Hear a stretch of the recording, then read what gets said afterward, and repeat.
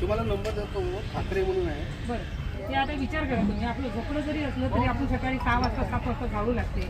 दीक्षाभूमी सारख्या जाग्यावर जर बाहेर खरकट पडलेलं आहे, तिथं कुत्र्यानं केलं किंवा मांजरीनं केलं तो विषय नाही, पण कमीत कमी तिथं आपल्याला पाहिजे की नाही की झाडू सकाळी 6 वाजता लागला पाहिजे. 6 नाही 7 वाजता धरा. ते बघा ना, ते बाहेर केस येऊन राहिली असं खरकटं लावून ठेवलं, तर चुकीचं आहे ना. साफसफाई ते नाही करत. हे इथले कमिटीवाले झोपले आहेत का? कमिटीवाल्याचं कामही नाही. कमिटीवाल्यांना कॉर्पोरेशनवाल्याला गाईड करायला पाहिजे ना.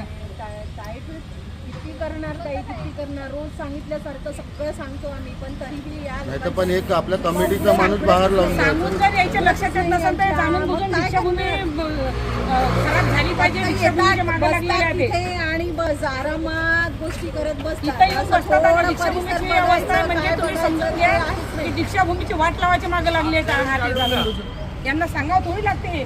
दीक्षाभूमीमुळे कमिटीचं अस्तित्व आहे, दीक्षाभूमीमुळे त्यांचं अस्तित्व आहे, असं थोडी होणार आहे की त्यांना सांगून द्यायला आम्ही तरी त्यांच्या लक्षात नाही येऊन राहिलं. आता भंतीची तरी इथूनच गेली असते. आता हे एवढे भंती जे आले हे सर्व इथून लोक गेले, पुरं खरकटं सांगलेलं आहे तिथं एवढं मोठं.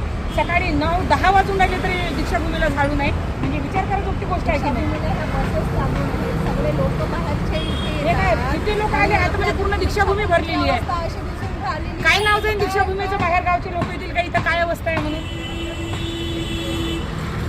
द्या म्हणा कोणचं होतं द्या, कोणता ठाकरे होय कोणचं होतं द्या म्हणा, मला नंबर द्या म्हणा.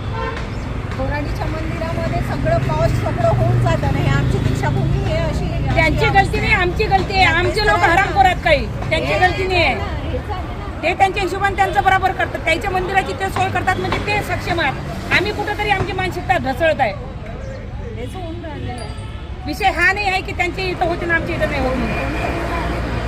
फोन करा, मला नंबर द्या म्हणा कोणाचा हवं तर. हे आज आपण आलो म्हणून ही अवस्था दिसली. दीक्षाभूमीला पुरा खरकटं बाहेर सांडलेला आहे. जेव्हा आम्ही येतच नाही, कोणी येऊनच बघत नाही, तर तुमची काय अवस्था असेल?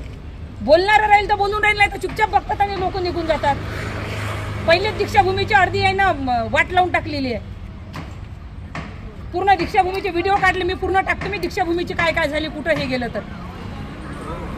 झाडू मारायला लाजा वाटतं. ज्याच्या भरोश्यावर तुमच्या नावं बनले, ज्याच्या भरोश्यावर तुमच्या लाईफा बनल्या, ज्याच्या भरोश्यावर तुमचे नावं झाले, त्याला एवढी काही त्यांना सांगा ते कोण आहे तर मला नंबर द्या म्हणा द्यायचा. कमिटी फक्त नावाची कमिटी झालेली आहे, कमिटीला काही लेनदेन नाही आहे. कमिटी म्हणजे मनुवाद्याचे पाय जाऊन चाटत बसलेली आहे. काय गरज आहे जेबी? काय गरज आहे कमिटीवाल्यांना? काय गरज आहे कमिटीवाल्यांना? मनुवाद्याचे जाऊन पाय चाटत बसलेली आहे कमिटी, त्यांना काय गरज आहे? त्यांच्या हे बघा, मी दीक्षाभूमी तुम्हाला सांगितलं, याच्यानंतर दीक्षाभूमीवर येतील तर लय तमाशे होतील. याच्यानंतर मला दीक्षाभूमीच्या परिसरामध्ये असा कचरा जरी दिसला तर कोणी बोलो की नाही बोलो, पण ही अंजली भारती सगळ्याची वाट लावल्याशिवाय राहणार नाही. कारण ही दीक्षाभूमी आमचं श्रद्धास्थान आहे. इथं बाबासाहेबांचे पाय लागलेले आहे, त्याच्यामुळे दीक्षाभूमी आमच्या जीवापेक्षा आम्हाला प्यारी आहे.